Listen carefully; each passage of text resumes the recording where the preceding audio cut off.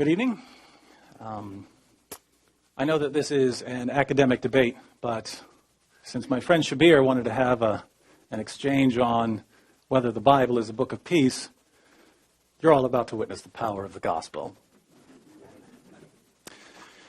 Any sick person or violent person can convert to some religion and commit violence in the name of that religion.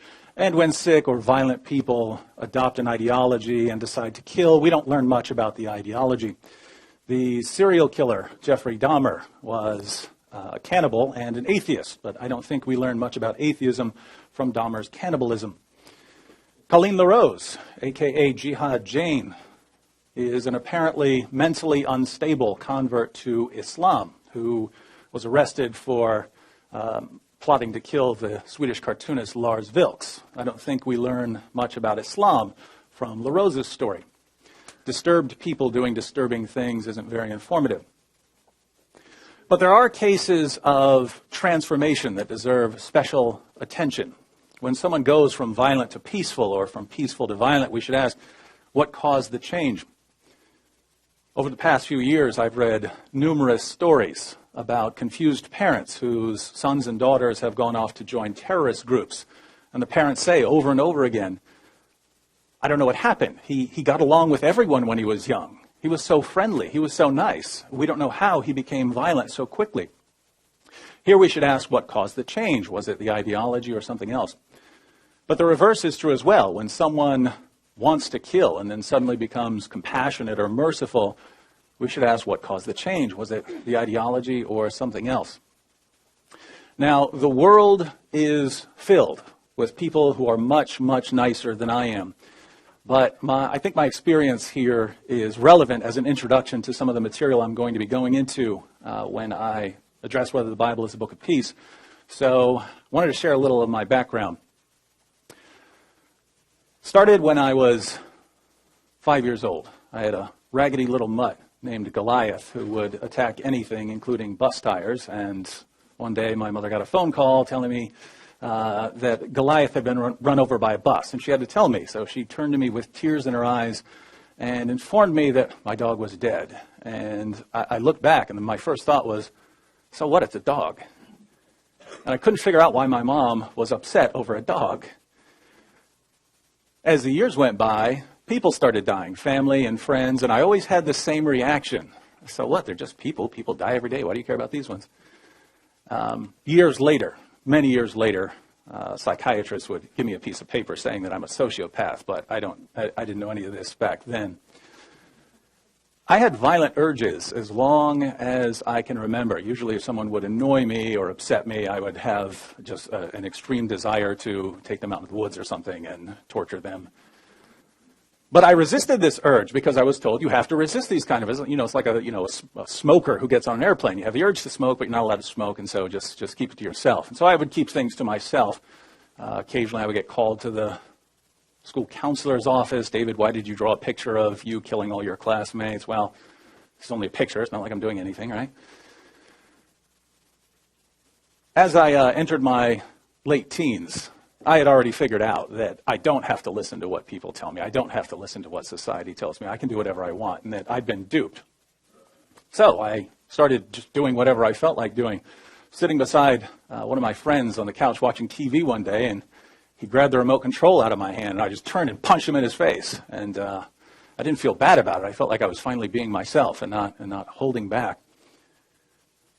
A while after that, I got into an argument with my best friend at the time, and I hit him with a shovel and started choking him. And I just remember smiling in his face as his eyes rolled back in his head and bloody foam came out of his mouth.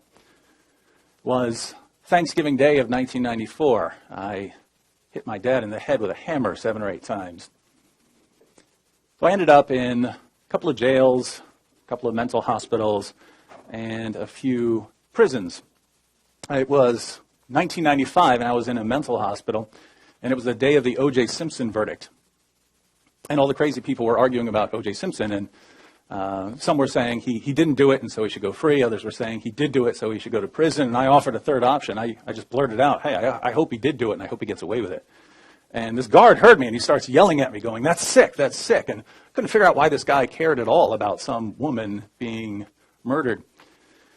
A few weeks after that, I was talking to one of the administrators there at the hospital, and he was asking me about my views, and he eventually just stopped me and said, very calmly, if you don't see why that's wrong, then they have got you in the right place. This was several months later, and I was in a jail dorm making fun of a Christian named Randy, a guy who turned himself in for 21 felonies. This guy was very interesting. There'd be a fight in the dorm, and he wouldn't watch. He'd turn away and start praying for it to stop. This guy made me so mad that I started studying Christianity in order to refute what he was saying. And it was April of the following year that I became a Christian. The moment I became a Christian, ever since then, I've never had any desire to hurt anyone. But I still wasn't a very nice individual, and I considered myself after that, I considered myself a horrible individual because of the things I'd done. A few years went by, and there was a fight in the prison I was at, and I broke up the fight, and I dragged one of the guys away to keep them separated. And the next day, I was walking, and the other guy who was in the fight stopped me, and he said, Wood, I don't mean to get in your business, but some of us were wondering what you did to get in here. We're thinking maybe someone disrespected your girlfriend and you defended her and hit him too hard and you got locked up for that. But we can't understand how someone like you could ever end up in a place like this. And all of a sudden I was thinking, wait, you guys think I'm nice? You guys think I'm good? Just a couple years ago, people were telling me that I'm sick and that I need to stay in a mental hospital. And now you guys think that the only reason I could ever get locked up is by defending a woman's honor? Sounded strange. But some sort of change had taken place in that time period. And what's interesting is that this sort of change has been going on for the past 2,000 years in Christianity. The gospel's been having this effect for a long time. When the 12 disciples decided to follow Jesus, they thought that they were taking part in what would eventually become a violent revolution against the Roman Empire. When a group of Samaritans didn't want Jesus to come into their village, James and John said, should we call down fire from heaven upon them? It's not very peaceful, but that shows you the temperament of these guys that were following Jesus. The Apostle Peter, when soldiers came to capture Jesus, Peter swung right for Malchus's head, tried to take his head off. Peter wasn't just trying to protect Jesus there. He believed he was striking the first blow in the final battle between good and evil. Not peaceful. But the apostles soon abandoned their violent intentions. In 1 Peter 2:17, the apostle Peter tells us to honor all people, not some people, all people. What happened to this guy that wanted a bloodbath? The apostle John, who initially wanted to see his enemies consumed by fire from heaven, declared in 1 John 4:8, the one who does not love does not know God, for God is love. It's a big difference. The apostle Paul, Saul of Tarsus, was a Pharisee who believed that Judaism had to be cleansed of all heresies in order for the Messiah to come. So if you wanted violent revolution against the Roman Empire, you had to cleanse Israel spiritually, and that's why he had to exterminate Christianity.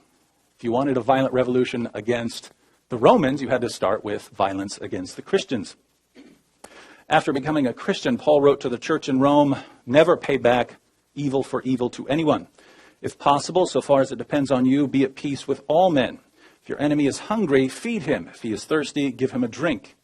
He wrote to the church in Corinth, let all that you do be done in love. He wrote to the church in Ephesus, walk in love. He wrote to the church in Thessalonica, may the Lord cause you to increase and abound in love for one another and for all people.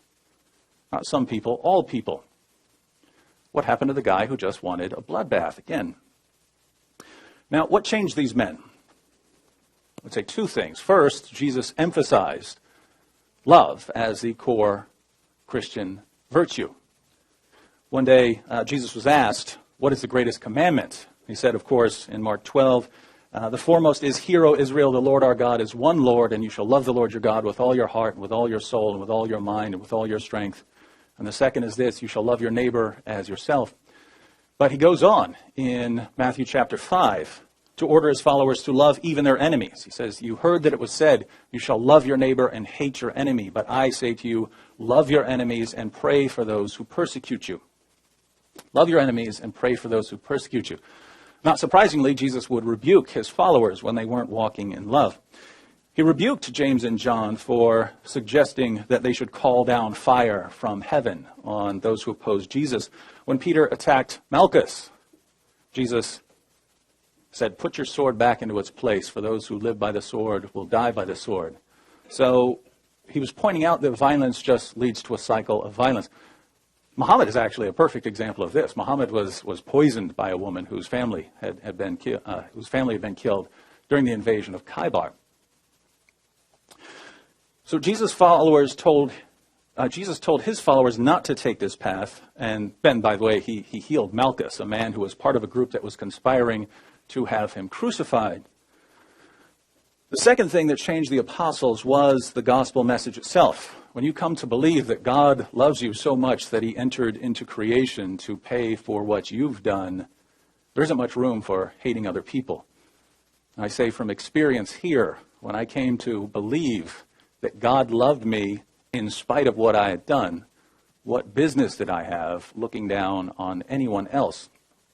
The Apostle Paul tried to destroy the church, Jesus' church.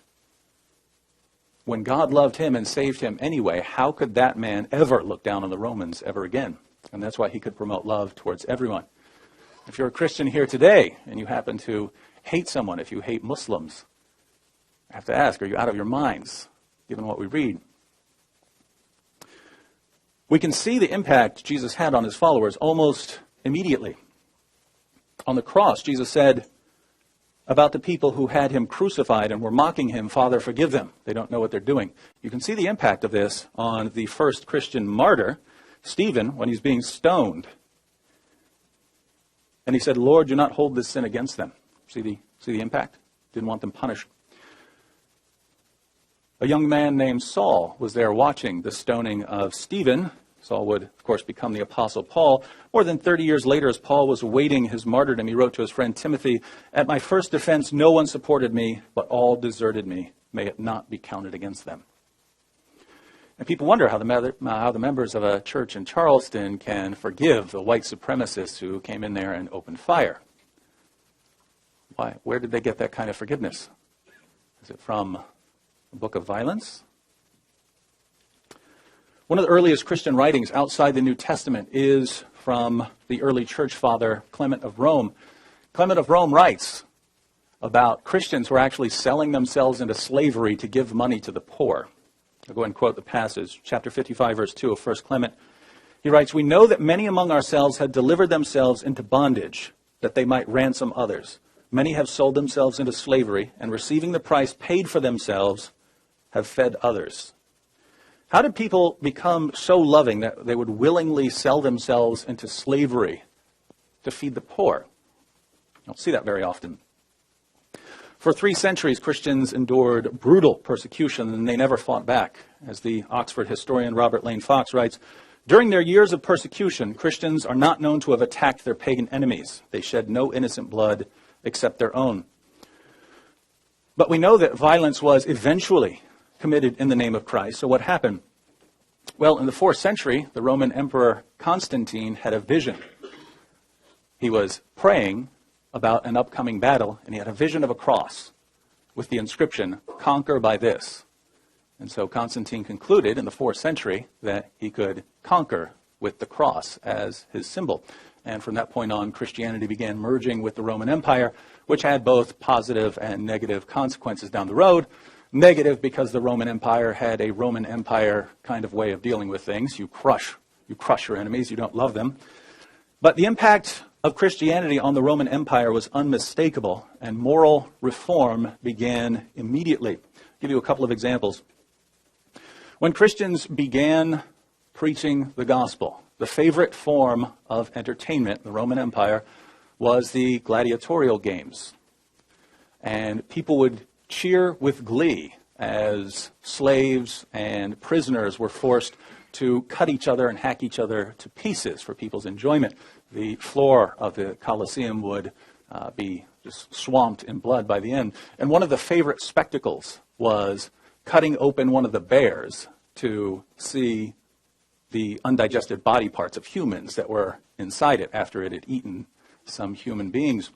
And this was the main form of entertainment. Christians were horrified at this violence, and they boycotted the games. Marcus Minucius Felix records a 3rd century Roman condemnation of the Christian community as follows: "You do not attend our shows. You take no part in the processions. You are not present at our public banquets. You abhor the sacred games," the gladiator games. Within a century of Christianity becoming just a legal religion, the gladiatorial games were abolished throughout the Roman Empire. The British historian William Lecky comments, "There is scarcely any single reform so important in the moral history of mankind as the suppression of gladiatorial shows, a feat that must be almost exclusively ascribed to the Christian church." Infanticide, killing unwanted babies or leaving them exposed to die, was extremely common among the Greeks and Romans. Children born frail or with defects would be tossed in a river or left in the woods to die. Unwanted daughters would be tossed in a river or left in the woods to die. Christians condemned this practice in the 1st century. We read in the 1st century work, the Didache, "You shall not murder a child by abortion, nor kill that which is born." In the 2nd and 3rd centuries, Christians were collecting these abandoned children to care for them. After Christianity was legalized in 374, the Roman Emperor Valentinian, under the influence of Bishop Basil of Caesarea, outlawed infanticide and child abandonment.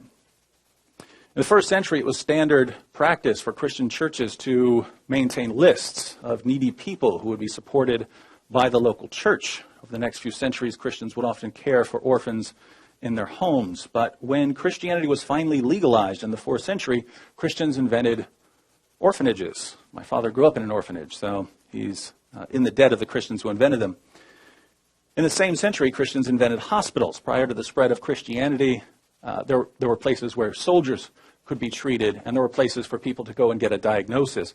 But the idea of a place for the public where people could go in and be cared for when they were sick, that didn't occur to anyone. It occurred to Christians. So if you've ever been treated in a hospital, you're in their debt. Also in the 4th century, Christians invented hospitals for the mentally ill. I suppose I'm in their debt.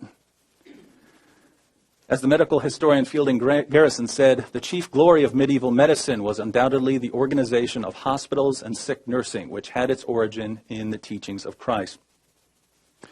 Now, we can go on, and I'm sure we'll go into more detail in the rest of this exchange, but when the impact of the gospel is so glaringly obvious, why are we having this debate? What could Shabir possibly say that would make us think that biblical commands like make every effort to live in peace with everyone, or always seek after that which is good for one another and for all people, must somehow mean kill people in the name of Christ? Well, if you want to turn the Bible into a book of violence, there are 2 basic routes you can go. One, you can distort the teachings of Jesus and make them sound more violent. I'll never understand why people who claim to believe in Jesus distort his teachings, but it happens from time to time. 2, you can point out that there is violence in the Bible. So Joshua fighting the Canaanites, Moses fighting various groups, Saul fighting various groups. There is violence in there. But it seems very odd to say, yes, the final message of the Bible is that Christians are to love everyone and to honor everyone. But, there's violence earlier in it, and so it's actually a message of violence. It's especially odd to see our Muslim friends complain about violence in the Old Testament, since their prophet claimed that the Torah is the word of Allah. In Sunan Abu Dawud, Muhammad told the Jews to bring him a copy of the Torah. When they brought it to him, he said, "I believe in you and in the one who revealed you." So he certainly had a high opinion of these scriptures. And of course, in various places in the Quran, we have the affirmation of the inspiration, the preservation, and the authority of the Torah. So it's true that there is violence in the Torah, but the Torah is affirmed by both Christianity and Islam. The difference is that according to Christianity, this violence was limited both temporally and geographically, and it came to an end with the gospel, while in Islam the violence continues in a different form. So is the Bible a book of peace, given the final marching orders to love everyone, to honor everyone, to live in peace with everyone? I'd say that it's obviously a religion of peace and a book of peace.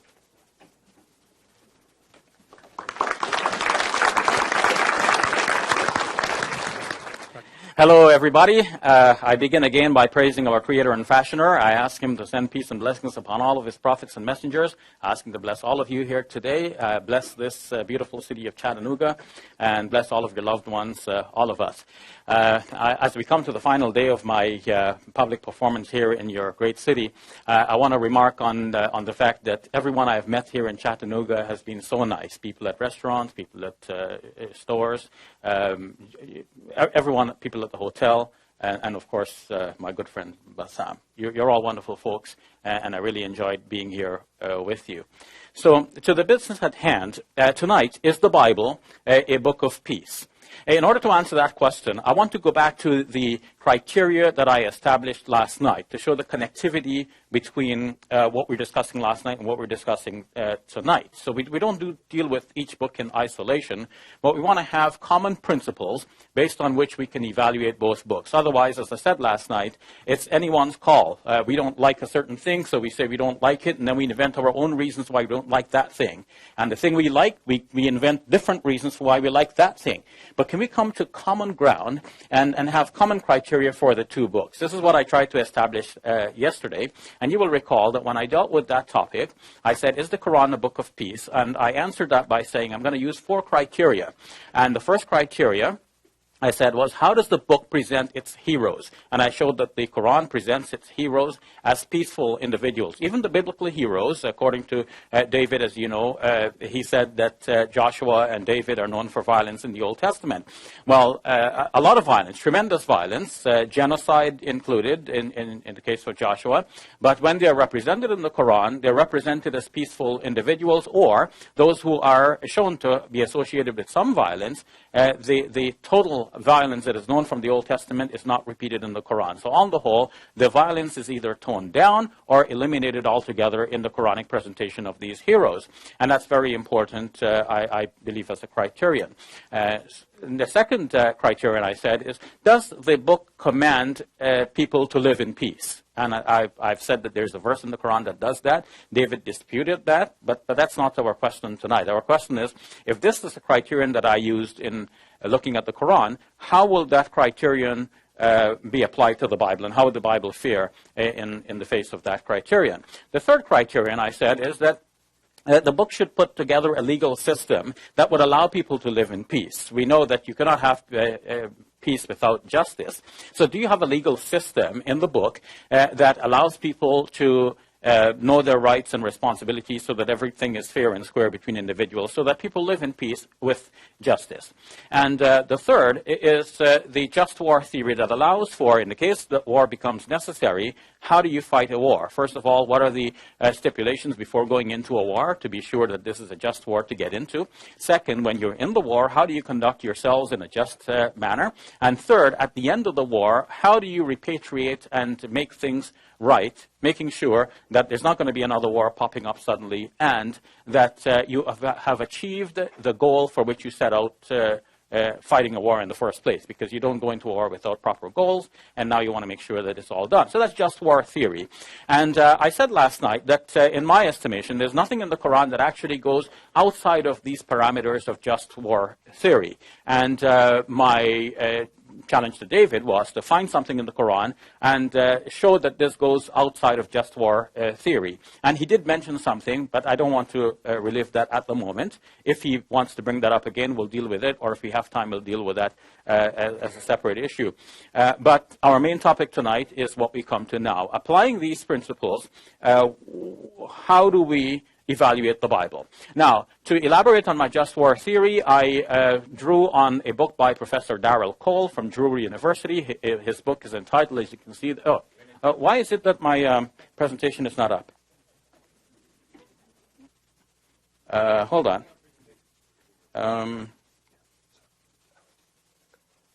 It should be HDMI, which is there, and laptop, perhaps. Mm-hmm.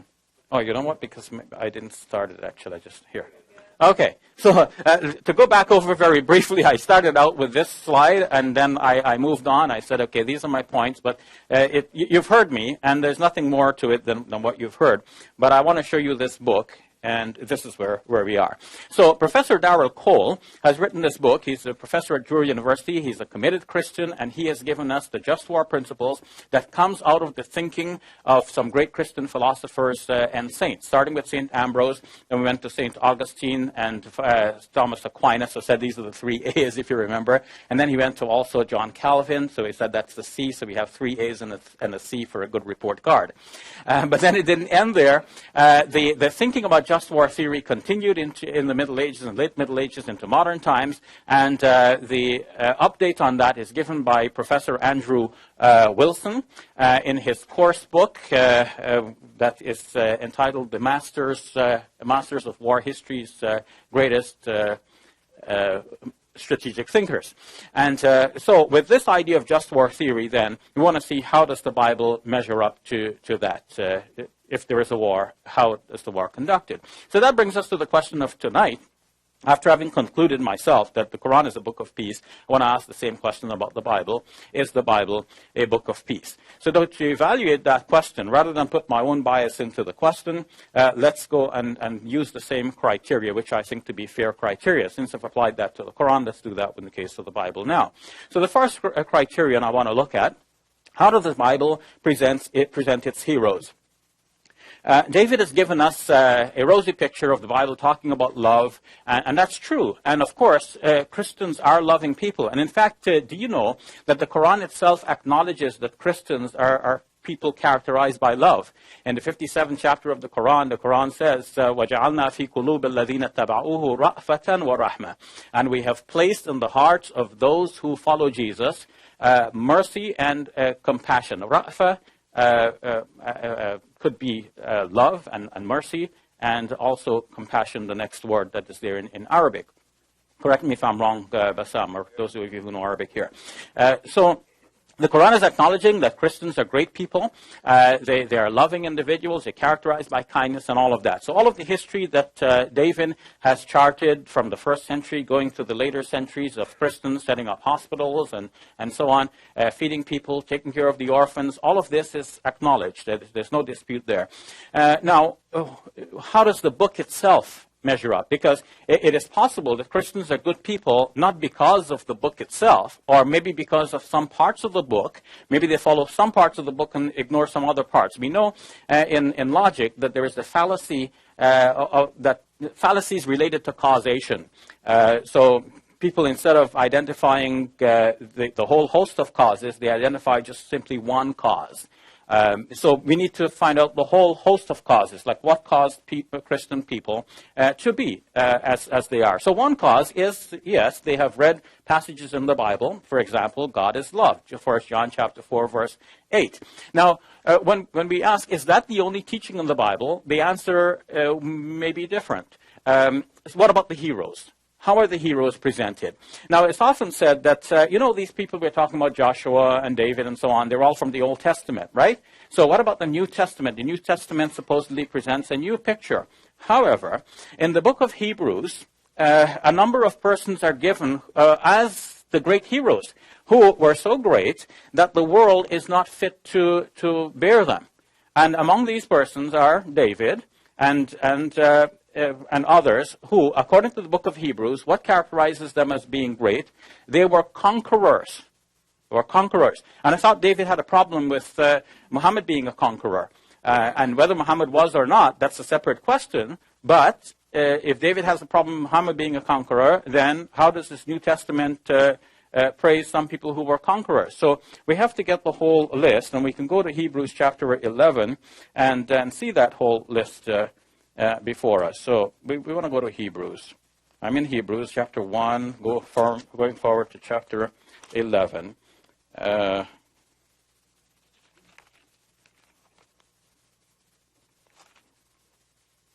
It's most embarrassing when you're looking for something and you can't find it, and you thought it's there. So in Hebrews chapter 11, starting with verse number 12, what more shall I say? I have not time to tell of Gideon, Barak, Samson, Jephthah, of David and Samuel and the prophets, who by their faith conquered kingdoms, and so on, until he goes to say that the earth was not fit to carry these persons. So I don't know that much about Gideon, and I don't know anything about Barak, except that there's a Barak in the White House.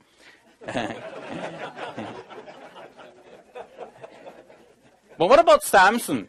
I remarked last night that Samson killed himself and a whole host of people in the arena. Now, you might say these were bad people, but do Christians kill bad people? Does the New Testament teach us to kill bad people? Well, it seems that in this part, the New Testament is celebrating the life and glory of a person who is known to be a mass killer. And I say this with hesitation. I mean, David is right. Muslims have to respect the Bible. And it is true that the Quran says that the Torah has in it revelation from God. And Muslims believe that. We're not denying that. Now, for the Muslim, the trouble is that there would be revelation also in these ancient books, but also those revelations are mixed with other things that people have put in there. So the Muslim needs to distinguish between the two. Another verse of the Quran, which David didn't mention, is the second chapter of the Quran, the 79th verse, which says, فَوَيْلُ لِلَّذِينَ يَكْتُبُونَ الْكِتَابَ بِأَيْدِيهِمْ ثُمَّ يَقُولُونَ هَذَا مِنْ عِنْدِ اللَّهِ لِيَشْتَرُوا بِهِ ثَمَنًا قَلِيلًا. Woe to those who write the book with their own hands and then say it is from God in order to profit thereby but a little. So from this passage, Muslims generally understand that previous scriptures were corrupted by human individuals. And you might be saying, okay, the Quran is saying that's a Muslim book. We don't have to worry about a Muslim book. But in fact, the Bible also shows that the Torah has been corrupted. Where? In Jeremiah chapter 8, verse number 8. Jeremiah, the prophet, is saying, how can you say we are wise and we have the Torah of the Lord, whereas the lying pens of the scribes have falsified it? Now, the translations in various books may be different, but that's the basic idea. Jeremiah is saying that the Torah, as they have them at that time, as they have it at that time, has been corrupted by the pens of the scribes. So now, for a Muslim, when we read the stories about David and so on, we're saying David was a great prophet of God. The Bible says that David was a man after God's own heart. How could Muslims accept that a man like this committed some of the atrocities that are mentioned of him in the Old Testament? So we don't think he did. One of the things that's mentioned about David is that he wanted to marry Michal, Saul's daughter, and Saul basically said to him, well, you want to marry Michal? Great, but you have to bring me 200 Philistine foreskins. Now, so the Israelites and the Philistines are always at loggerheads with each other, and Samson was usually going out and killing some Philistines and coming back. He's the hero of the Israelites. Now, David is the hero of the Israelites, so to get married, he has to bring 200 Philistine foreskins. Now, how do you get 200 Philistine foreskins? You have to scalp the men, right? Scalp. So, obviously, we'd have to kill them first and then scalp them in the right place and then bring back the proof that he has killed them. Then he gets the girl. None of this is mentioned in the Quran. What about Jephthah? Jephthah actually killed his daughter after having vowed to do so. And then God apparently fulfilled what he wanted, and so he had to carry out the vow. And it is interesting that the Quran actually prevents people from killing their infants. David was citing a Christian scholar who said that, killing infants is wrong. So it would be nice to have a verse of the Bible which says killing infants is wrong. And there is actually a verse as well about sacrificing your children to the gods. But the Quran itself prohibits people from killing their infants, because at the time when the Quran was revealed, girls were being buried alive. We learned from some of the early sources. So we go on to David. I mentioned David. That Samuel was receiving revelations from God. And his revelations were telling Saul that he had to go out and kill some more, because Saul was basically commanded to kill off the Amalekites. And he didn't kill them all off. So he spared some, and some animals. And Samuel's message to Saul was, God spoke to me and told me, man, you got to go out and kill some more. You got to kill them all off. So why kill them all off? Where does this idea come from? In the Old Testament, there's this idea of harem, which is related to the Arabic word haram, So there's a total ban put on a town, but it's not only on one town. There are many places. God said to Abraham, I'm going to give you this land, and within that land that God is giving them, everything that breathes has to be eliminated. So several people are named: the Hivites, the Jebusites, the Perizzites, the Amorites. I can't even remember all of the names. The Canaanites and the Amalekites. So Saul's problem was that he took pity on some of them. He didn't kill them all. Now, in Deuteronomy, one of the books of the Torah, details what's to be done. You get into this, if you're dealing with a place that God has given you as your possession, the Israelites are given possession of that place, then they kill everything that breathes. But if they go to another place, where outside of the range of which God has given them to possess, that means apart from what God has given them, they may have other conquering ambitions. If they go to this other place, then they should offer terms of peace. And if the people surrender under terms of peace, there is a way of dealing with them. But in the land in which God has given you, you kill everything that breathes. And so Saul did not fulfill the commandment, and that was the problem there. So the New Testament is approving of these great heroes. So that's my question. How does the book present its heroes? That's my first criterion. The second criterion is there a command in the Bible that says you should live in peace? And I'm sure there is. I haven't studied it in that great detail, and I'm sure that David will have verses lined up that deal with that. There are many parts of the Bible that actually are very peaceful, and when we acknowledge that. So I'm going to move on from that criterion. I will say put a star there. The Bible, it has flying colors right there.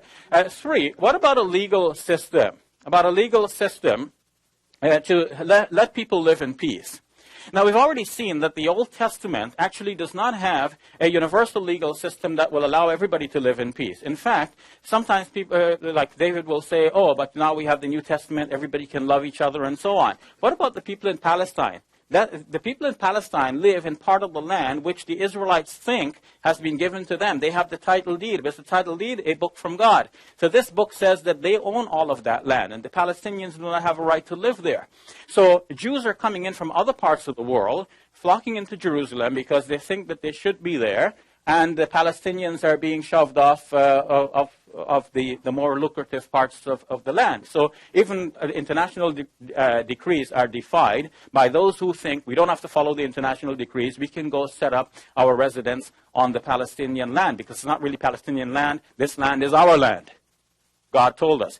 So these commandments in the Bible actually do have repercussions for peace in our present times. It is not a complete system of justice that will allow people to live in peace. Now, does the New Testament change that? No, actually no, because the New Testament reaffirms the right of the Israelites. The New Testament basically says, well, Christians are the new Israel, but there is ambiguity in the New Testament with Paul, for example, saying that God's promise is irrevocable. So he gave a promise to the Israelites. That promise is irrevocable.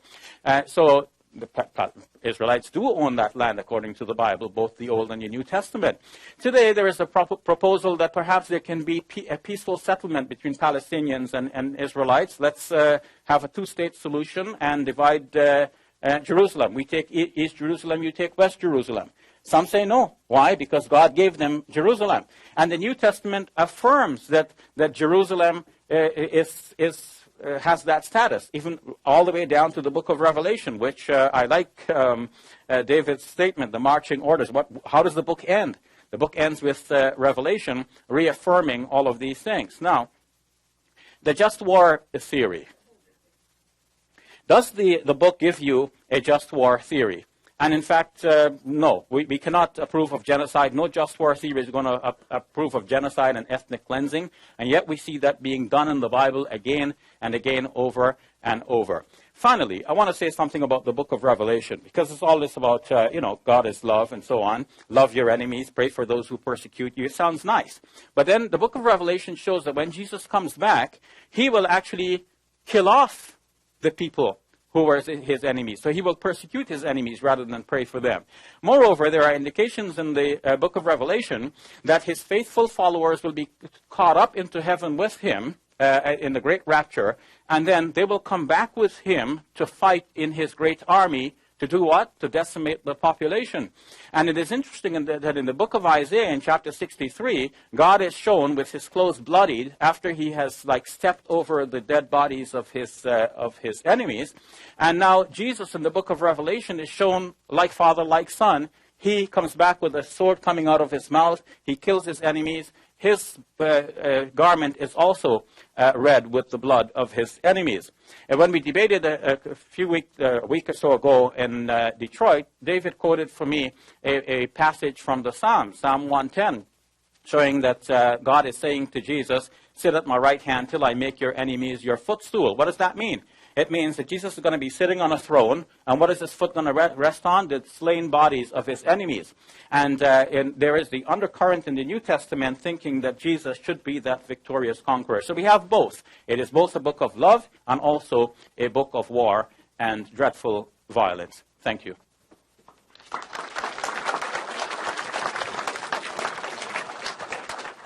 In my opening statement, I drew attention to the impact the Bible had on the early Christians and on the generations that followed. Before their transformation, Jesus' apostles wanted violent revolution. After their transformation, they wanted revolutionary love. Some of the early Christians took this revolution to such an extreme that they started selling themselves into slavery in order to feed the poor.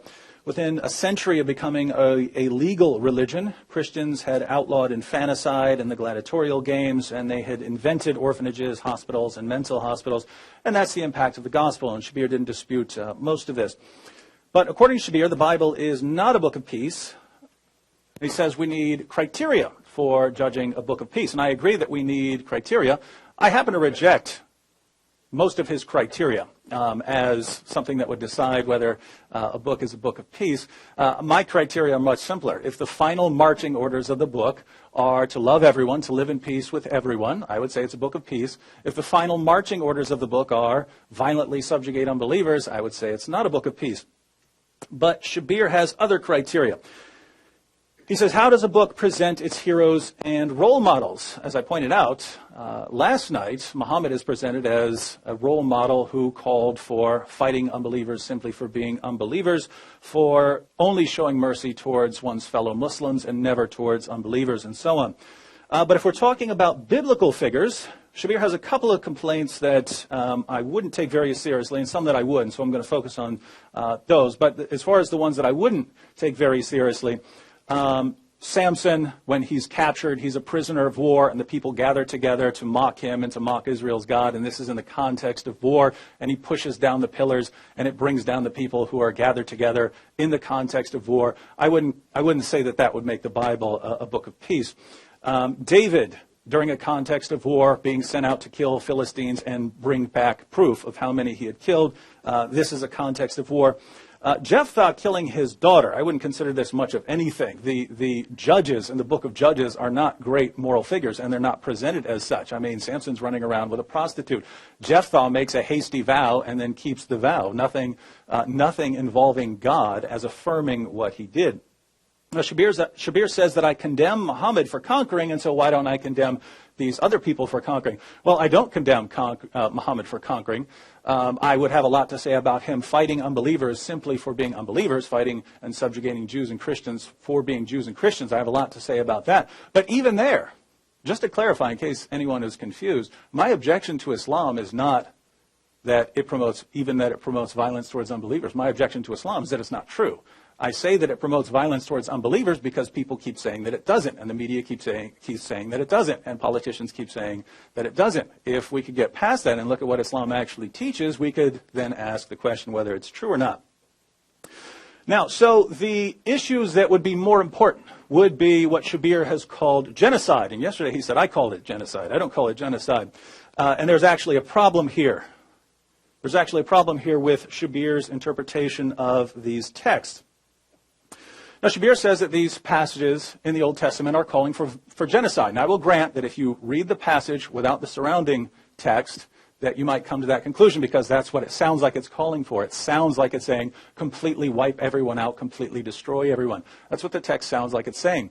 If you read the rest of the text, you will see it can't possibly mean that. I don't mean I'm interpreting it differently. I mean it can't possibly mean what Shabir says it means. So these texts that call, he pointed to texts in Deuteronomy, for instance, which call for completely wiping people out. Side by side with these texts, in fact, far more common are commands to drive them out and claims that God will drive them out before you. Now, how are these two reconcilable? One, think of the two commands. One, go and wipe everyone out. Leave alive nothing that breathes. And in the same text you would find, drive them out before you. What's going on there? We would look at those as complete contradictions, not in the ancient Near East. So let me give you an example. In Exodus 23:23, God says to the Israelites, my angel will go before you and bring you into the land of the Amorites, the Hittites, the Perizzites, the Canaanites, the Hivites, and the Jebusites, and I will completely destroy them. So they're going to be completely destroyed, right? They're destroyed and there's going to be nothing left, according to that text. Later, in the same chapter, God explains what he means. I will not drive them out before you in a single year, that the land may not become desolate and the beasts of the field become too numerous for you. I will drive them out before you little by little until you become fruitful and take possession of the land. So what's going on here? God says he's going to drive them out little by little, and yet he says he's going to destroy them. Those sound like completely different things to us. Not in the ancient Near East. I'll give you another example of the problem here.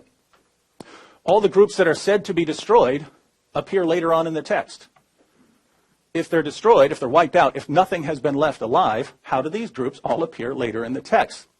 So for instance, we have the commands to go and slaughter everyone in the book of Deuteronomy and Exodus and so on, side by side with passages saying that God's going to drive them out. Then in the book of Joshua, Joshua goes city by city, and it says that he completely does what the Lord says. He completely wipes them out, nothing left alive. And then we have everything summed up for us in Joshua 11:23. So Joshua took the entire land just as the Lord had directed Moses, and he gave it as an inheritance to Israel according to their tribal divisions, and the land had rest from war.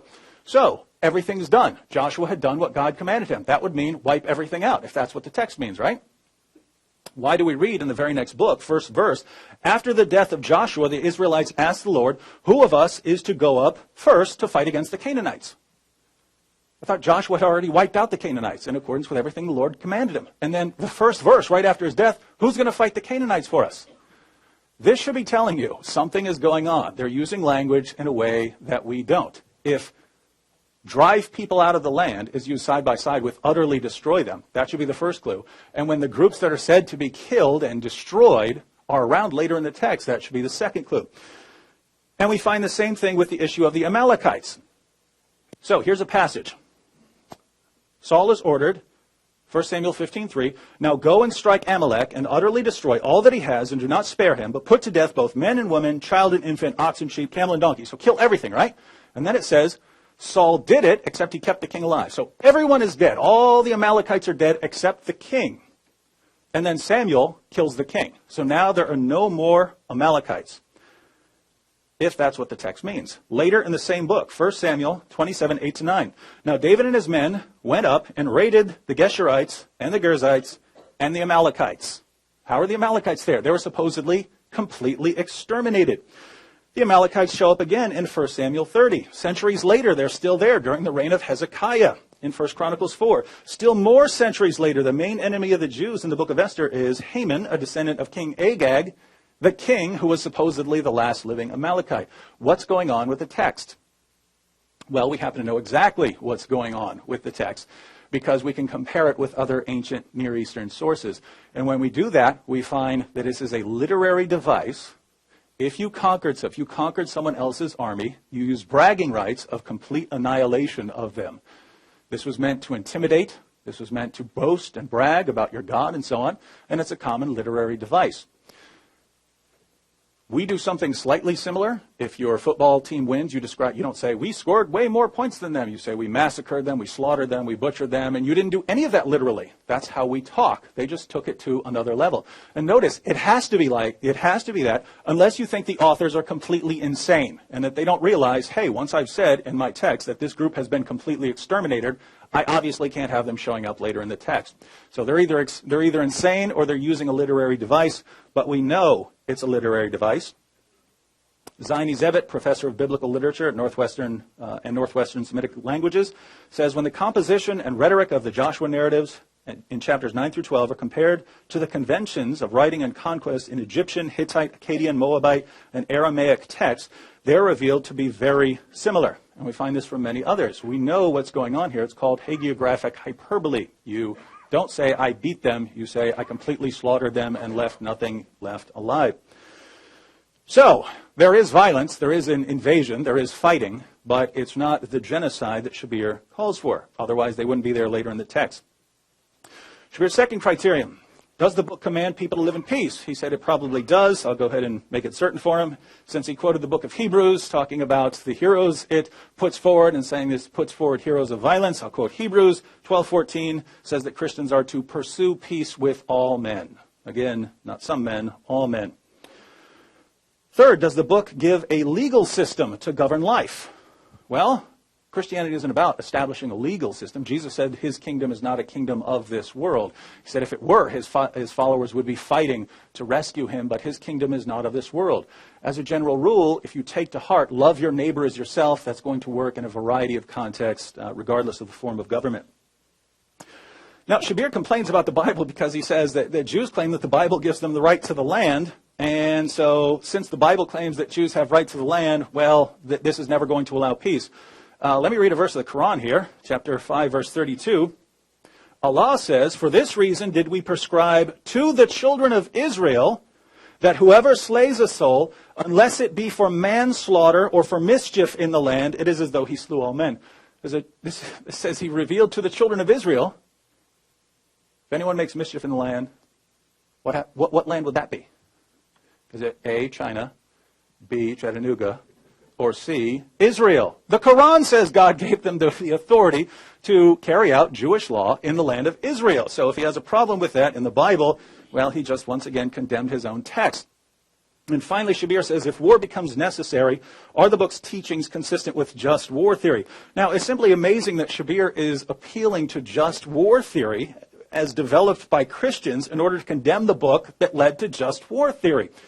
There were some earlier writers, such as Cicero and so on, who gave some principles of just war theory, but the full-fledged just war theory comes because Christians were in the Roman Empire, and again, the Roman Empire still had a Roman way of doing things, and Christians wanted to make sure that they could reconcile the passage in Romans 13, which says that governments are instituted to punish wrongdoers, but to keep those consistent with Christian principles of loving your neighbor as yourself and loving your enemies. And so these were harmonized in just war theory that, yes, there are times when war is necessary for the state, but that you need to do everything you can to keep it in line with these principles. And Shabir appeals to this to then condemn the book that gave rise to it. So he's kind of indirectly there admitting that it's the Bible that produced this, and therefore the Bible is a book of peace.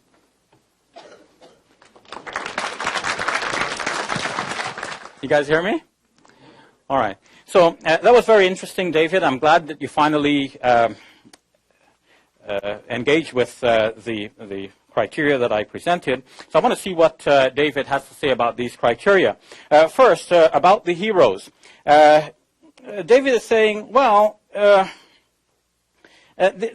we won't take Samson seriously because he was operating within a context of war. He was a prisoner of war.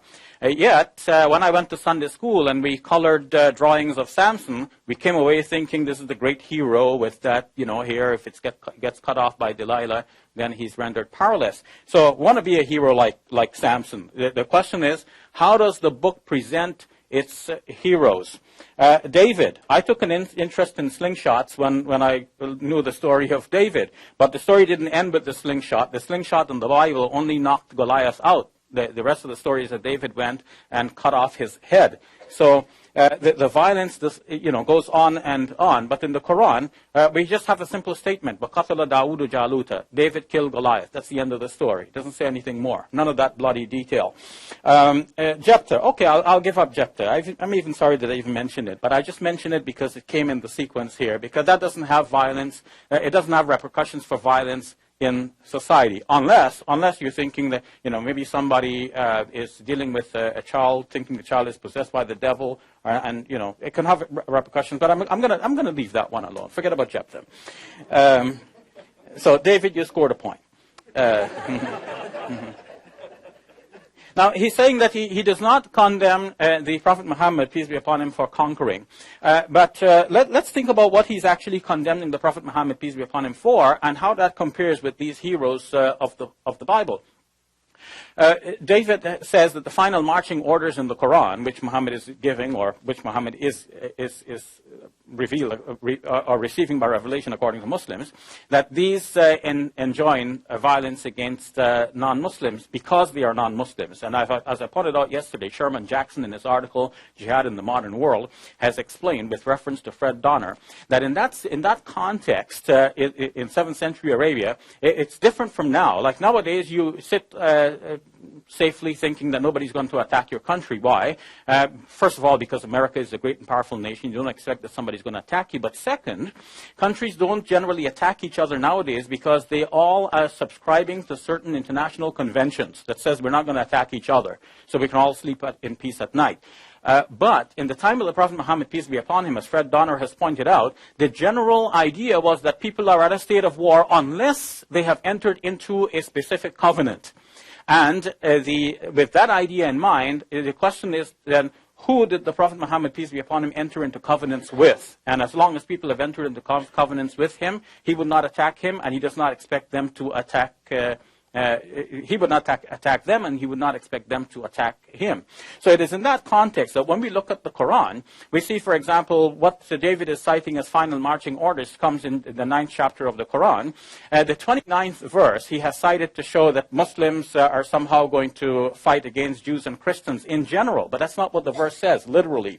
If you take the verse literally, the verse is saying that you should fight against those from among the people of the book, who could be Jews, Christians, and others as well, those from among the people of the book who do not believe in God. Now, we have some Christians in this room here. We have some Christians in this room. Okay, if you don't believe in God and you're a Christian, just raise your hand. Okay, that means there's nobody in this room to whom that verse applies. Because that verse is saying, fight against those people of the book who do not believe in God, and do not, and so on. So there are a number of criteria. So for somebody to meet all of those criteria and to follow the verse literally, it just would not apply. Now, David might say, well, okay, in that case, the verse is meaningless. And then I can say, well, if the verse is meaningless, you can't say that this verse is commanding you to do something if you don't know what the verse is commanding you to do. So now let's say ISIS is trying to recruit a young Muslim and saying, come join our forces and let's go kill some people. And the young man says, okay, well, who said we should kill these people? And ISIS says, God says. So the young man says, well, show me the verse where it says God says. And then the verse doesn't actually say that. So the ISIS may say, well, that's our interpretation. Well, okay, say it's your interpretation. So the same book might be interpreted by somebody peacefully and somebody else violently. But is your violent interpretation coming right out of the book, or you're putting it into the book? In this case, it's clear that they're putting it into the book. And David is going along with those Muslim scholars who have actually read it that way. They did read it in a violent way. And so David is right in that sense, in that he is relying on some Muslim scholars. But as we've seen last night, David has his own agenda. He's not relying on the Muslim scholars like a Muslim relies on the Muslim scholar. The Muslim is relying on the Muslim scholar because the average Muslim doesn't know better, doesn't know the Arabic, doesn't know the history, doesn't know how Quranic interpretation has been done. And the average Muslim is going to follow those sacred books which they know from ancient history. In fact, I'm sorry, I said sacred because they're not sacred books. The commentaries by Muslim scholars are not sacred. They could be right, they could be wrong, and we know that as a matter of principle. But the average Muslim might even treat them as sacred. Yeah, these are great scholars. Yeah, how can you say anything critical of them? They must be right. And who are you with a newfangled doctrine? Maybe you because you live in Canada, maybe because you were educated in a modern Western secular university. That's why you have these ideas. But I say go back to the text. Well, we all know Arabic. The modern standard Arabic is basically similar to the Quranic Arabic. The Arabic has remained standard throughout the ages, fairly so, even though all languages evolve, so too does Arabic. And we can go back to the classical commentaries and see how did they reach that interpretation. Now, if you do this for yourself, go to an English translation of that verse, chapter 9, verse number 29, and you will see that they all have to put something in brackets to make it mean what they want it to mean. So Muslims should fight against Jews and Christians, all Jews and Christians. How do they do that? By putting things in brackets. But the verse itself says only those Jews and Christians who do not believe in God and do not believe in the life hereafter, which the Quran calls the last day, and so on. So to find maybe nowadays you might find some Christians who, they say they're Christians, but they don't actually believe in God. I know that. But if you think of 7th century Arabia, people were not affected by modern theories about the existence of God and so on, or the non-existence of God. So then, what we find is that David is actually distorting the Muslim scripture, and he's not the first to do it. Muslim scholars have done it before, for good reasons and with good intentions, and the violent extremists today are banking on that misinterpretation, and David is celebrating that misinterpretation because, as he admitted here last night, he is happy when, like ISIS, commits atrocities against people because that helps his evangelizing mission. Actually, he said that. Didn't he say this? David actually said this. David actually said this. I'll read you. I actually transcribed in my own hand what he said. I didn't think it would become necessary, but I was just interested. If you go to the recording of what David said last night, at exactly 1 hour, 31 seconds, and 1 hour, 38 minutes, and 38 seconds, this is what David said. He said, and he's referring to me. So Shabir said, I'm inserting Shabir. Shabir said that I actually like ISIS killing people because I can use that to win converts. Yes, ladies and gentlemen, you heard it here.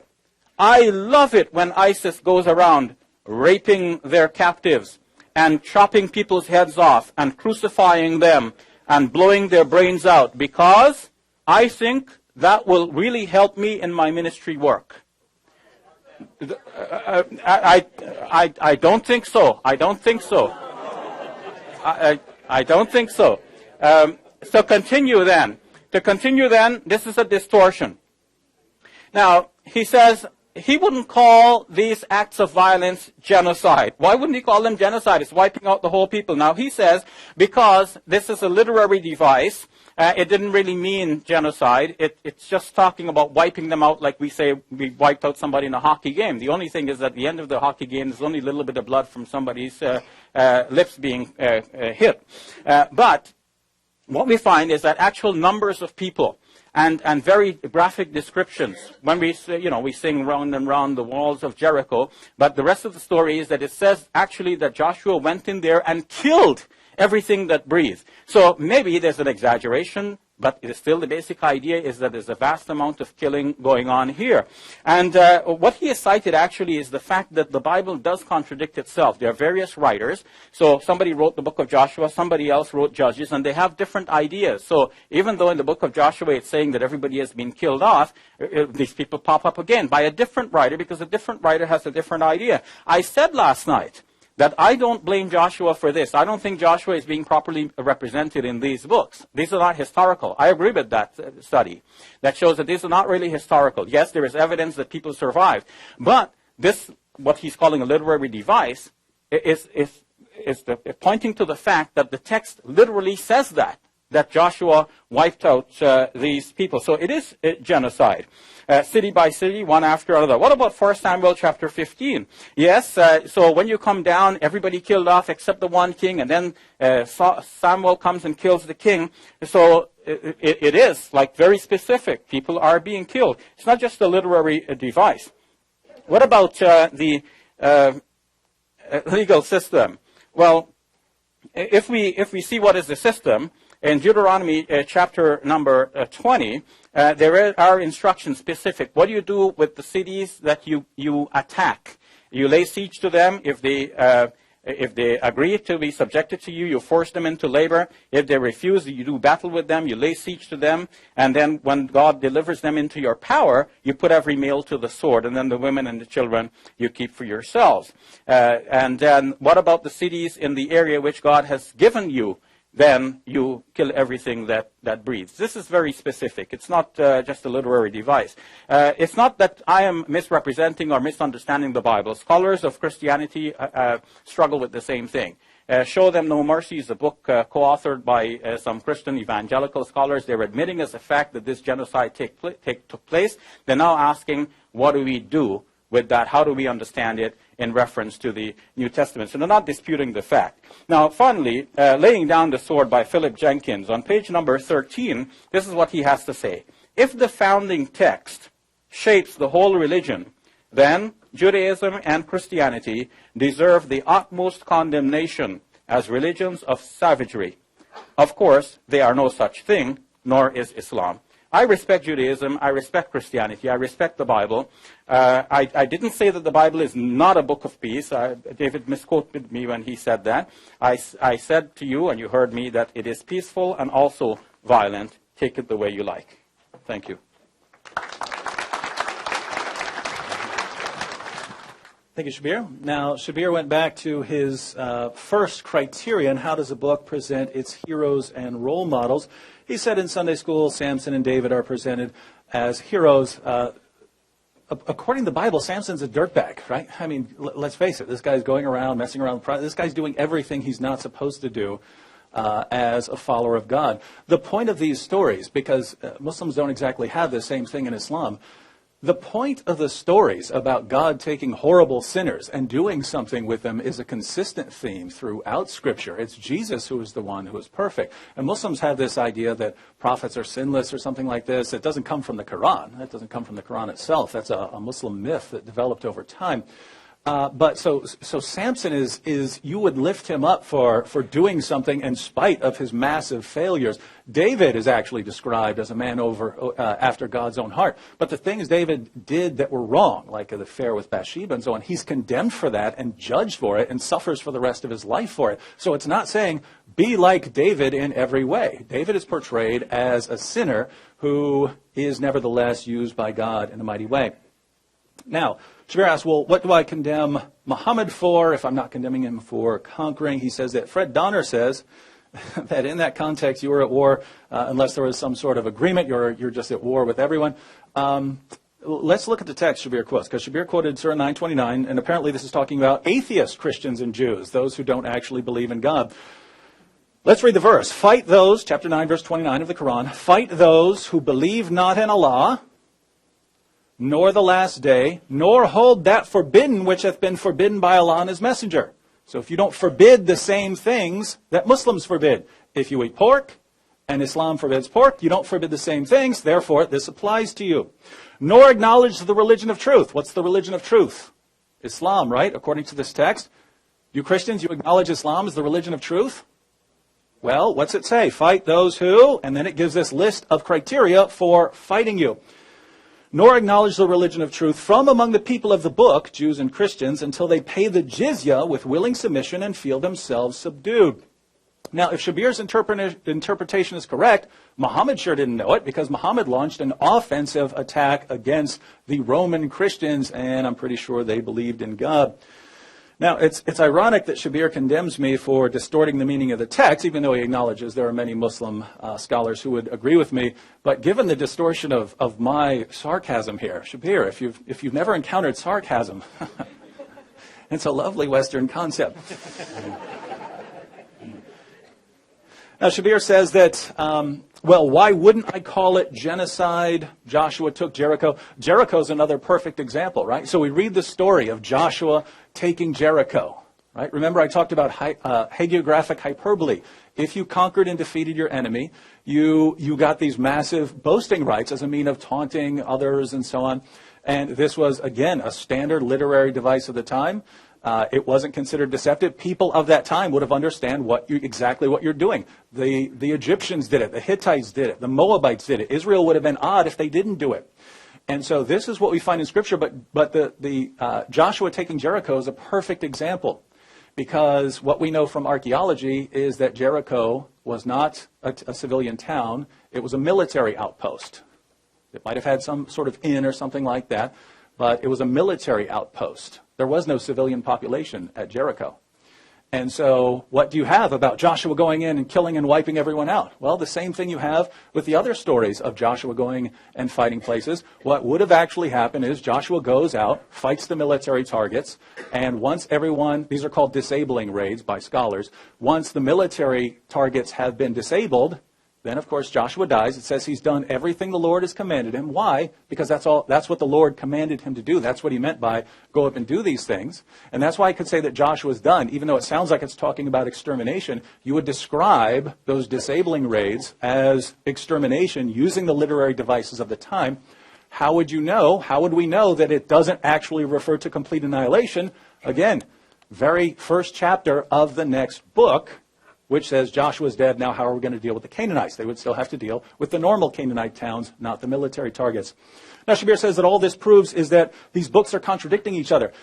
We're not talking about the books contradicting one another. We're talking about these passages being used side by side. One, it'll say, completely wipe them out, there's nothing left. And then in the same chapter, or elsewhere in the same book, it will say, oh yeah, and they're still there. Or God's going to drive them out, even though they've been completely wiped out. Let me give you an example. In the book of Judges, right? First chapter. The men of Judah attacked Jerusalem and also took it. They put the city to the sword and set it on fire. So, no more Jerusalem, no more people in Jerusalem, right? Verse 21 of the same chapter. The Benjaminites, however, did not drive out the Jebusites who were living in Jerusalem. To this day, the Jebusites live there with the Benjaminites.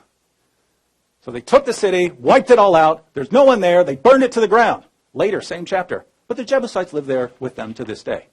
Can this be saying that they annihilated everyone? It can't be saying that. And if we go to the ancient texts of the Near East, we see this over and over and over again like a beating drum. Everyone does this. Now, that's about everything I detected as far as Shabir's response. So let me kind of put this together as far as differences in how we're interpreting these texts. So what are the differences between how I'm interpreting these texts, how Shabir is interpreting these texts, violence in the Bible, violence in the Quran, and so on? One, violence in the Bible would be limited geographically. Keep in mind, you're talking about a little tiny piece of land here. In Islam, it's a much greater area of fighting, and it's ongoing. And that's another difference. Violence in the Bible is limited temporally. Our final marching orders are, love everyone, pray for those who persecute you, live in peace with everyone. You can't get fighting out of that unless you're obviously distorting it. Final marching orders. You can say there's violence. As we saw this, the Quran and the Bible both affirm the Old Testament. So we both have to deal with this, but the final marching orders of the Bible, what's the takeaway message?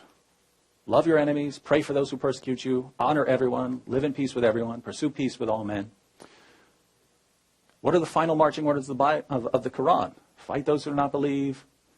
Those who are with Muhammad are severe against disbelievers, merciful among themselves. Very different takeaway message. And so the final difference here would be you can correct a Christian who decides to commit violence in the name of Jesus Christ, right? If someone says, hey, I was reading that story about Joshua, and I decided I'm going to go kill me some Canaanites. You can sit down and read the Bible beginning to end and accurately show him there are different covenants, and the covenant you are under, the blood of Jesus Christ, that tells you the rules that you are supposed to follow as part of your covenant. There is an earlier covenant, old covenant, new covenant. There is a new covenant that you are under. It gives you specific commands. You have to follow those commands. The reverse is true of Islam. Yes, you can have tons of peaceful Muslims. Most of the Muslims I've ever met in my life are peaceful. But if someone understands the Quran and decides, 929 is telling me to fight, you cannot accurately correct him because that is what the text is telling him to do.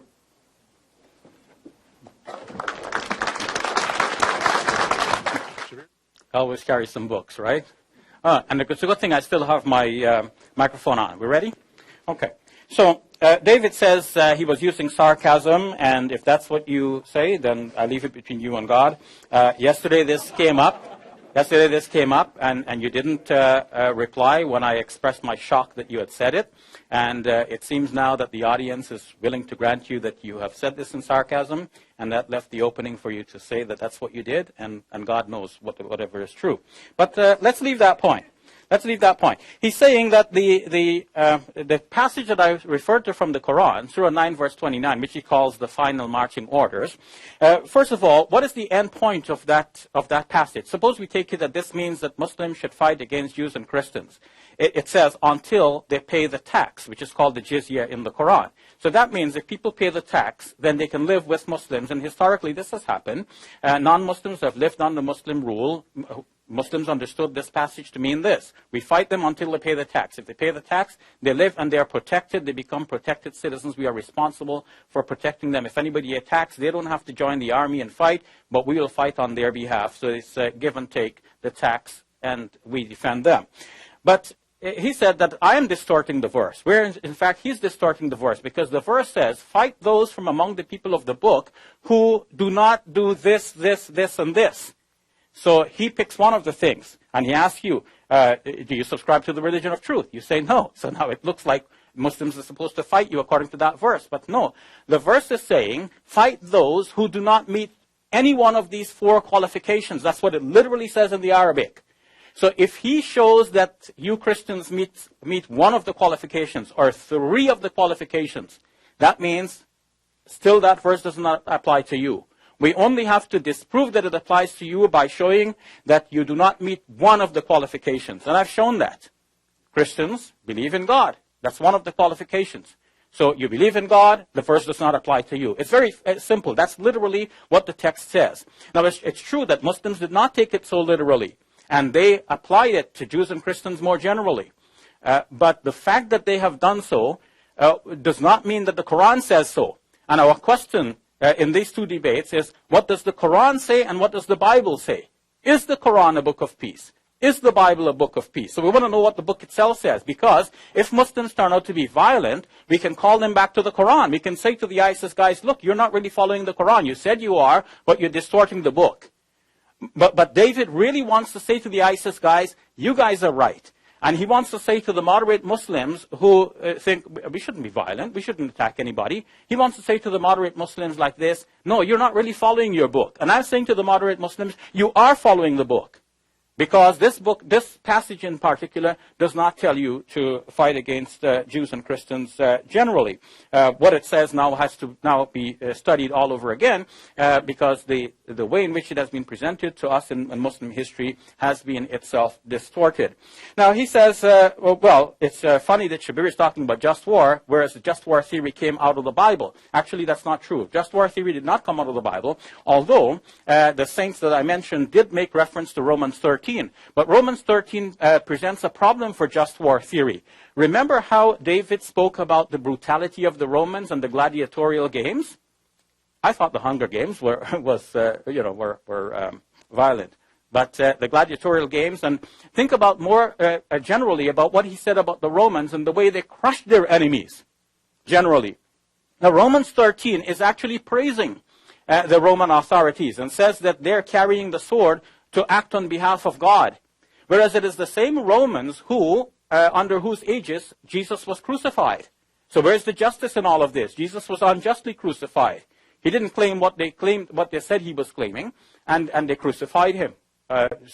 That passage itself poses a problem for just war theory, but nevertheless, it's a good thing that Christian scholars did come up with just war theory. They didn't come up with just war theory because of the Bible. They came up with just war theory as a reasonable response to the fact that there are going to be wars, and they're asking us Christians, which war can we support?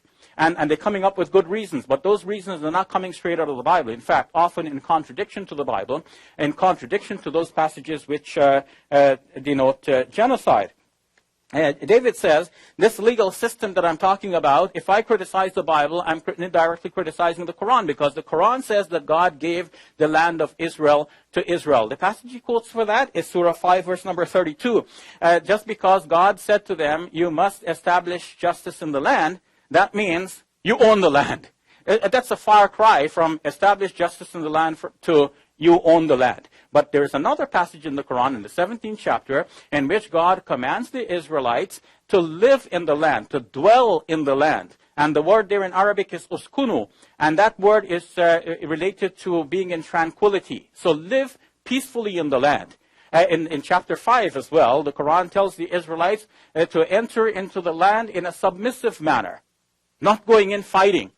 So it's the Bible that tells them that you should go in and fight and kill everything that breathes. I think David is misrepresenting the Bible. So let me look at some passages here.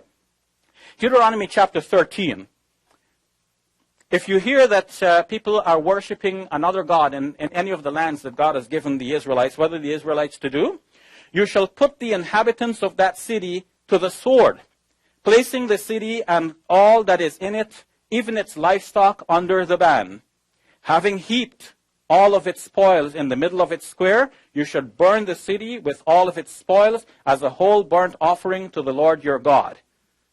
That's men, women, children, everything in the city, everything that breathes. You kill them all, you gather them into the midst of the city and burn them as a burnt offering to God, as the Jews used to offer sacrifices by animals to God. This is like a burnt offering to God. Specific numbers are given. In the book of Numbers, chapter 31, Moses and his team go through the Moabite lands, and then they kill so many that what's left behind are the virgins. How many virgins remain? 32,000 virgins. So if you think of the moms and dads and brothers and sisters who were killed, we don't even know the entire number. So this is not just a literary device. Yes, the writers think themselves to be violent. They think they want to represent their heroes as being violent, and that's what they did. Now we're asking, why did the Quran represent the same heroes? Why did this kind of atrocity about Moses get reproduced in the Quran? Suppose Muhammad was a violent individual and he's composing the Quran.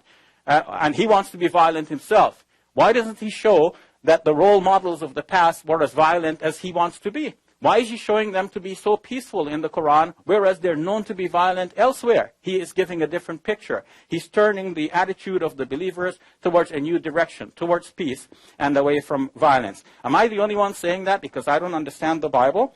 Peace and Violence in the New Testament by Michel Desjardins.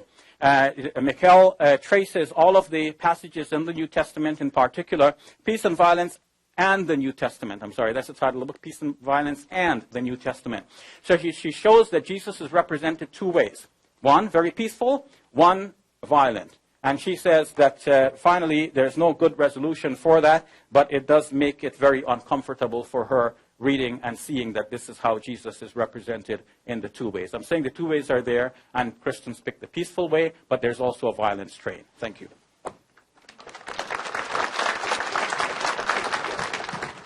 All right, well, all of this is coming together for a good summation. Shabir pointed out accurately that Jews and Christians do, at the end of Surah 9, verse 29, have the option of paying the jizya, in which case we won't be killed. This is an advantage we have over people who don't have scriptures from God, like the pagans. But this is meant to be a humiliation. As far as Muhammad's comment on jizya, Sahih al-Bukhari, as the introduction of chapter 88, the Prophet said, "My livelihood is under the shade of my spear, and he who disobeys my orders will be humiliated by paying jizya." So jizya is a sign of humiliation. That's why it says, feel themselves subdued. You're supposed to feel like you are a second-class person.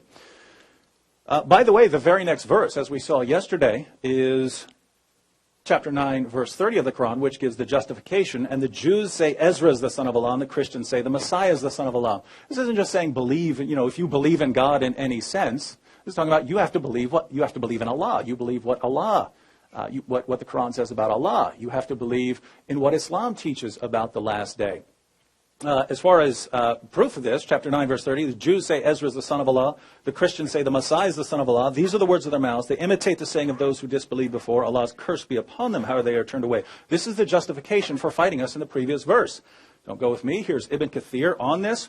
He says, fighting Jews and Christians is legislated because they are idolaters and disbelievers. Allah encourages the believers to fight the disbelieving Jews and Christians who uttered this terrible statement and lies against Allah. So that's the justification there. Shabir, now turning to the Bible, he says that Romans 13 is praising Roman authorities and presents a problem for just war theory. So just war theory doesn't arise from the Bible. That's completely false. Romans 13 is written by Paul, where he tells us that rulers are given authority by God to punish wrongdoers and so on, and that we have to submit to them. That in no way conflicts with obligations for rulers. We see this from the Apostle Paul himself in the book of Acts chapter 25, when the Roman governor wants to hand him over. And Paul says, if I've done something worthy of death, I do not hesitate to die. But if I haven't, no one has the right to hand me over to them. He's talking to the Roman governor. I thought, according to Shabir, Paul believed you just, do whatever the government said. What is this? You have just war theory right there. Yes, you, government, you have authority. But you also have obligations to do the right thing. Put those together, that's where you get it. Now, Shabir cites Numbers 31 as the last example. I'm running out of time here, so I don't get to respond to everything. But Numbers 31 is another perfect example. The Midianites are completely wiped out, except for the women who didn't try to lead Israel astray by taking Balaam's offer of seducing the Israelites away and convincing them to worship other gods. Those women were brought into Israel. So there's no more Midianites, right? If we go with a literal interpretation of the text, no hyperbole, no hyperbolic rhetoric or anything, straightforward interpretation, there are no more Midianites. And yet we read, just a little later, here in the book of Judges, the Israelites did evil in the eyes of the Lord, and for 7 years he gave them into the hands of the Midianites. What Midianites? They're all gone, right? Because the power of Midian was so oppressive, the Israelites prepared shelters for themselves in mountain clefts, caves, and strongholds. The Israelites are hiding because there's so many Midianites. How could it be any more clear? Every example we're given of complete annihilation and complete extermination, all the groups that are supposedly exterminated are around later, and the passages are used interchangeably with driving them out and things like that. And so you'd have to say that something is going on with the text here, and it obviously is, and scholars know what it is because they have other ancient texts. And so, Shabir says the Quran tells Jews to live in the land peacefully. That doesn't change the fact that in 532 they're told they get to carry out Jewish law, Jewish penalties in that land. And so if this is a problem for the Bible, this would be a problem for the Quran. And so have we seen any reason to think that the Bible is not a book of peace? Again, is there violence in the Old Testament? Is there invasion of the land and so on? Yes, keep in mind what these people were doing. Their practices were child sacrifice and bestiality and so on. And God kept his people in Egypt for 4 centuries because he would not allow them to take the land until they were so incredibly sinful that he would put an end to it. And what did he do then? He had them fight their militaries and drive them out. So even here, in the most violent passages you have, it's certainly not as bad as Shabir makes it out to be. But then when we consider the final marching orders, love your neighbors yourself, pray for those who persecute you, live in peace with everyone, there's no way we can say with a straight face that the Bible is not a book of peace. And my microphone is still turned on. Ready to go, John? Okay, I have to turn it off unless we lose battery here. Okay, so finally, folks, I'm glad that we've come down to put our final thoughts together on what has transpired over the last 2 nights. I started out by giving common criteria by which to evaluate the 2 books. And to my estimation, David has not given common criteria. He has attacked the Quran from one angle, and he has supported the Bible from a different angle. So we need common criteria. You cannot attack the Quran for something that is there in the Bible, or even worse, in the Bible. We have genocide in the Bible. It's not there in the Quran. He says it's not really genocide. It's just a literary device. But in fact, the passages are very clear. Well, I've read to you a passage or one or more passages from the Bible which show that God is really clearly commanding this genocide. Now, did God actually command those genocide? I don't believe so. Does the Quran say that God commanded that genocide? No way. So the Quran is not contradicting itself. When the Quran is saying that the Jews had the right to practice the revelations from God and the instructions that came from him to enact justice on the land, so that does not contradict, God does not contradict himself by doing so. He's telling them to do the right thing. If later on their books are composed and then they do something that is wrong in the land, then this is their distortion of the message from God, and the Quran is not responsible for that. As for the Midianites, it's very clear. So many are killed and the rest are saved. We know the number of those who are saved. It's not a literary device. Clearly that there is some problem there. There is genocide, large amounts of people being killed. So when we look at the Quran, then we see that I have delineated my classifications and my conditions for determining whether a book is a book of peace or not. And I've said the first thing is, how do you represent your heroes? And we have seen that many heroes of the Bible are misrepresented, I would say, as people who enacted genocide and ethnic cleansing. The Quran actually gives a different picture of those heroes and presents them as pictures of peace. Second, is there a passage which actually commands us to enter into peace? And David has cited Hebrews, and I agree that many passages of the Bible teach us to live in peace. The Quran as well, I said, Surah 2, verse number 208, tells Muslims to enter into peace categorically. David disputed my translation of that passage. He said he's not familiar with any of the ancient commentaries that say that, but I've actually cited two. I've cited Az-Zajjaj, who said this, and I've cited Al-Qurtubi, who said that it literally means that, but we can't accept that. Basically, that's what he said, in essence. So that's what I've been saying all along. Muslim commentators have not accepted the message of the Quran, pure and simple as it was. They have turned the Quran into a violent book through their misinterpretations. Even though they were good and great scholars, but they were subject to their time and place and environment, just like I'm subject to my time and place and environment. What leads me to go back and research all of these things? Because of my time and place and environment, and certain circumstances and research material that is available to me now. I have a stick here which I've just plugged into my computer, giving me access to 12,500 ancient Arabic books. So we have tools, we have different circumstances and so on, so we can go back and re-examine certain things. So the Quran does actually command people to live in peace. The third thing, does it have a legal system? I think the Bible really fails on this point, because especially the New Testament, David said the legal system is left to others, because Jesus said, my kingdom is not of this world. So this world is left to somebody else to run according to their own devices, the Romans especially, with the gladiatorial games. That's going to be justice in the land. And then the last point I said is that does it have a legal system, and does the just war theory. I said that everything in the Quran falls within just war theory. Even when the Prophet Muhammad, peace be upon him, went into war, he went as a legitimate authority. This is where ISIS and others fail. This is where the young man living in this great city takes it upon himself. He's not a legitimate authority. He cannot think we Muslims are at war with America and I'm going to go attack some installation or some Marines or something like that. He's just not a legitimate and proper authority. He fails on the first point. Whereas it is clear in the Quran that Muslims are to obey their authorities. Wa ulil amri minkum, the Quran says. And we have to obey whatever authorities are above us. And in fact, the Prophet Muhammad, peace be upon him, only went to war when he was a legitimate authority and when he had the responsibility to protect his citizens and to protect the oppressed people. So he was following actually just war theory. Whereas, in fact, when we look at the Bible, we see that this does not fall into just war theory, because we have genocide and ethnic cleansing, not on one occasion, but on several occasions. Maybe this did not happen historically. It's not really true. But the Bible is celebrating it as though it is true, and therefore the Bible fails on this point. Thank you.